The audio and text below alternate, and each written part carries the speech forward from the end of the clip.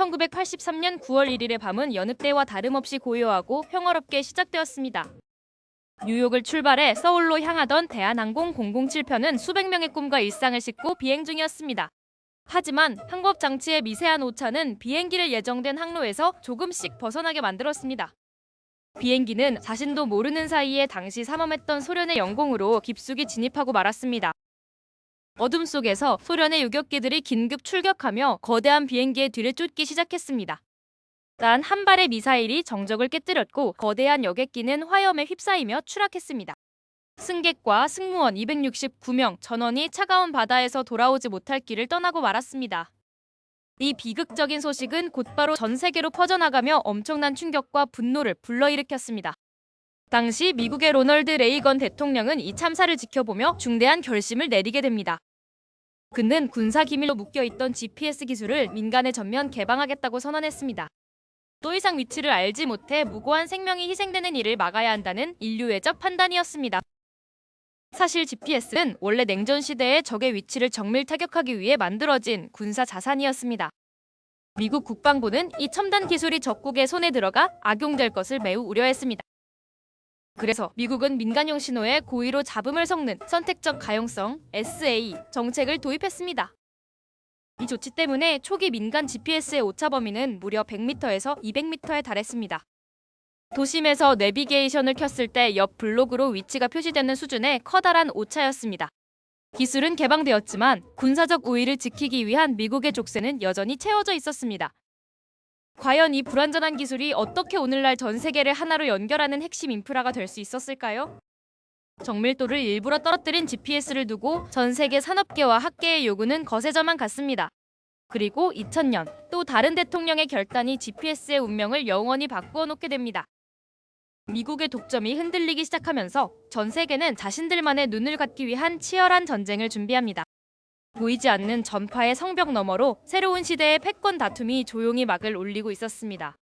대한항공 007편의 잔해 위에 세워진 이 거대한 시스템은 이제 통제를 벗어나려 하고 있었습니다. 과연 우리는 미국의 허락 없이도 안전하게 길을 찾을 수 있는 날을 맞이할 수 있을까요?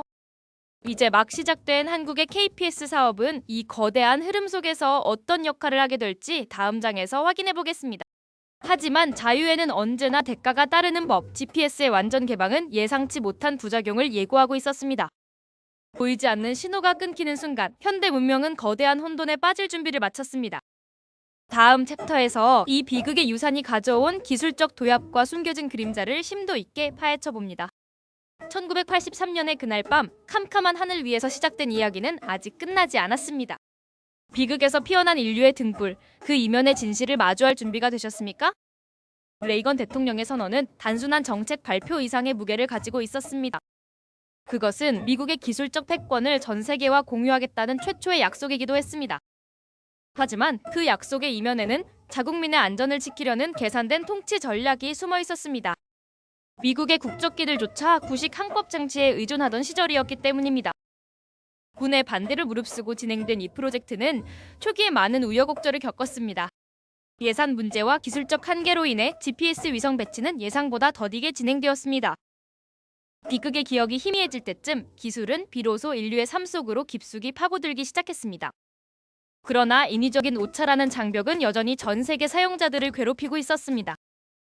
이 장벽이 무너지는 순간 우리가 아는 현대사회의 대폭발이 일어날 것이었습니다. 과연 클린턴 대통령은 왜 어떤 압박 속에서 이 마지막 빗장을 풀기로 결정했을까요? 클린턴 대통령은 GPS의 잠재력이 군사적 목적에만 갇혀있기에는 너무나 거대하다는 점을 간파했습니다. 당시의 고의적인 잡음 추가 방식인 SA는 민간 분야의 발전을 가로막는 거대한 장벽이었습니다. 미국 정부는 안보상의 이유로 오차 범위를 100m 정도로 유지하며 기득권을 지키려 했습니다. 하지만 2000년 5월 클린턴 행정부는 마침내 그 빗장을 완전히 풀기로 전격 결정했습니다. SA 기능이 제거되자마자 민간인들은 10m 이내의 정밀한 위치 정보를 무료로 누리게 되었습니다. 이 결정은 실리콘밸리의 기술자들에게 새로운 혁명의 영감을 불어넣었습니다. 자동차 내비게이션 시스템이 비약적으로 발전하며 운전의 패러다임을 바꾸기 시작했습니다. 물류와 배송 산업은 정확한 위치 정보를 바탕으로 전례 없는 효율성을 달성했습니다. 손안의 스마트폰이 등장하면서 GPS는 공기처럼 당연한 존재가 되었습니다.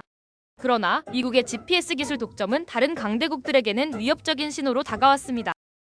미국이 만약 정치적 이유로 특정 국가의 GPS 신호를 차단한다면 그 결과는 처참할 것이기 때문입니다.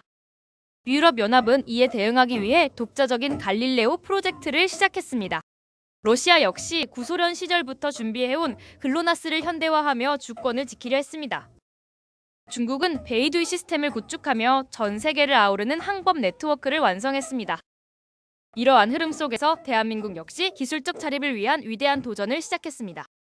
바로 한국형 독자 위성 항법 시스템인 KPS 사업이 궤도에 오른 것입니다.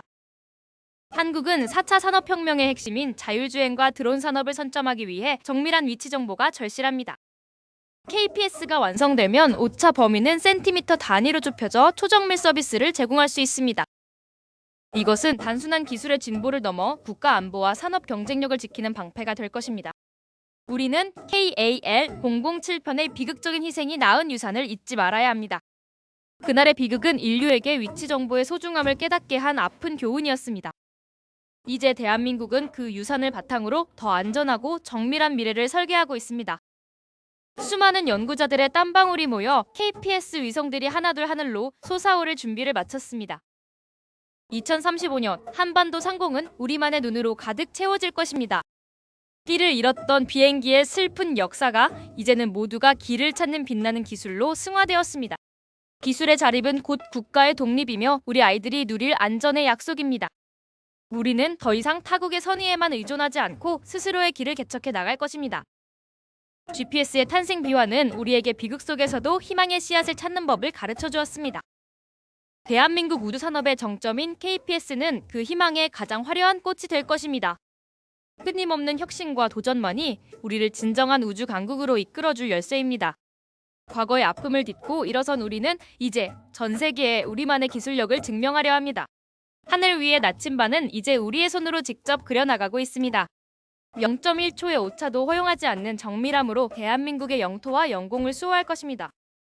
무궁무나 자유롭게 길을 찾고 더 안전하게 이동하는 세상은 이미 우리 곁에 와 있습니다. 비행기 한 대의 비극이 전 인류의 눈이 되었다는 사실은 역사의 기묘한 아이러니입니다. 하지만 우리는 그 아이러니를 더 나은 세상을 만드는 동력으로 삼아야 합니다. KPS의 성공은 대한민국이 기술의 수혜자에서 창조자로 거듭나는 순간이 될 것입니다. 우리의 위성들이 밤하늘을 수놓을 때 우리는 비로소 진정한 자유를 얻게 됩니다. 비극에서 시작된 긴 여정은 이제 새로운 시작점에 도착했습니다.